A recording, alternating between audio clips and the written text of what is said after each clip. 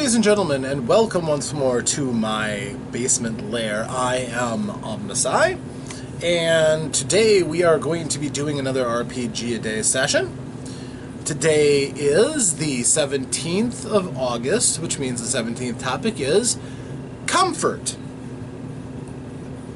Comfort's kind of an interesting word for this, because it would be one thing to talk about in my game, my table, all the things that I do for a person's comfort, but honestly, I think in most games there should be some kind of effort to make things as comfortable as possible for the players as well, and the consumers of your game.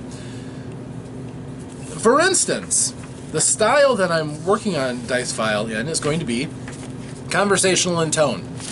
I don't intend to frame it like a manual, where this does this does this, then you do this step, and this step, and this step, and this step. No.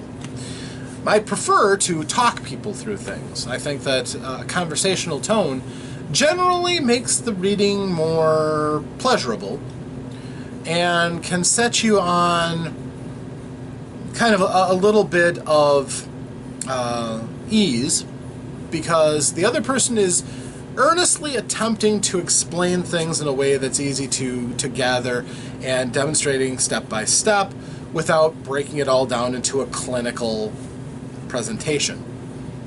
And generally I find that the few books that I've read that use that tone, I've generally enjoyed reading more. One of the classic examples of that I've ever read in what was really an instruction manual was way back in the day, way back. I ended up picking up a Magic the Gathering guide explaining how to play Magic the Gathering. And it was written in a... it alternated. It had a fairly, direct and straightforward tone as it's explaining the rules to you. But it also was told in different voices.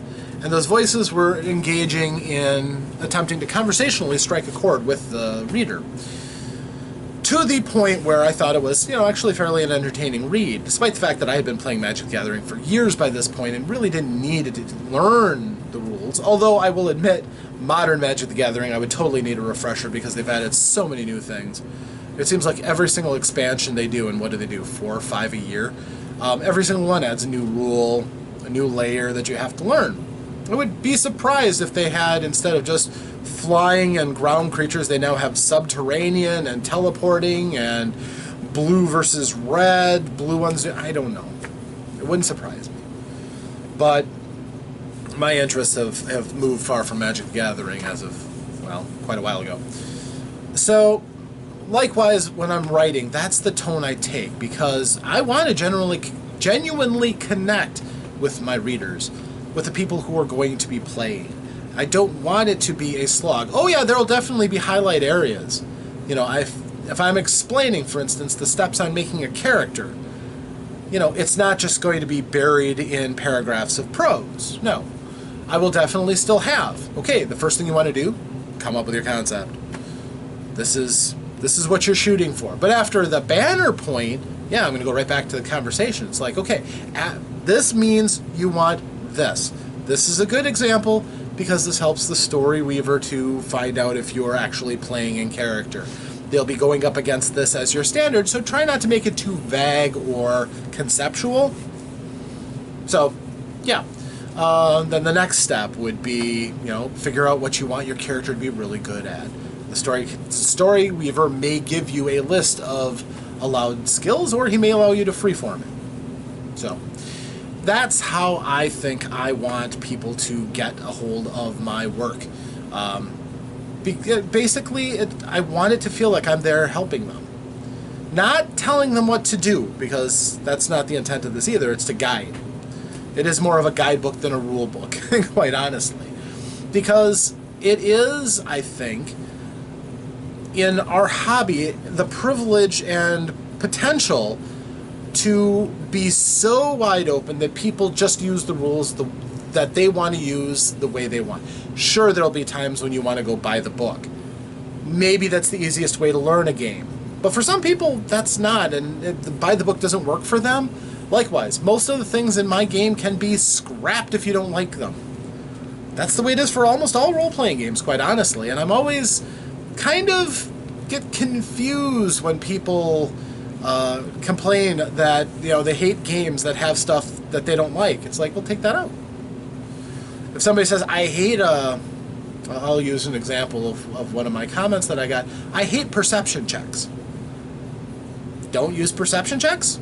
You don't ever need to. Even if the rules state, well, this is a perception check and this is how it's used, just say, your characters see all the things that they would normally see when they walk into a place, and if it's something that's hidden from view, if they go and tell me that they're exploring there, they'll find it. You can potentially completely eliminate that option anytime you like, just by having that as your style. You could keep the vestigial skill around. For instance, if somebody is trying to sneak up on them and you want a contested roll, you could have their stealth roll against their perception test. If you want, that's fine. But everything is optional. Always has been, always will be. If you wanted to take Dungeons and Dragons and turn it into paper, rock, scissors, you could do that. Takes away a lot of the nuance. You have to understand what you're doing when you change the rules, or at least try it and see how it works.